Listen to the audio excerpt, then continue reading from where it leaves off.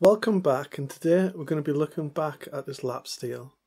So last time we created this lap steel on a budget, and I'm really blown away of how good it is, but I want to make some improvements. We never made any indicator or markers on it, so we know what note we're playing. We have to play it by ear. Now this can work pretty well, but it also can hinder us as well. So one option is to put some stickers on at regular intervals, but I don't think that looks very good. And then I've also seen people online where they use tie wraps.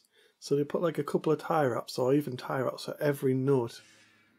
But, I don't know, they can kind of slide around, not always that accurate. While looking online, I did see this Fender style lap steel marker. Now this cost almost double what it cost to actually make the instrument, but I think it finishes it off so well.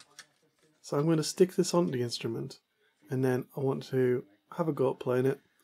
And I've had a few questions of how I set it up, so I'm going to show you how I do that.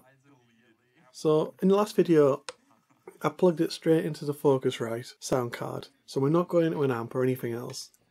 And we added a few effects such as reverb and a little bit of compression.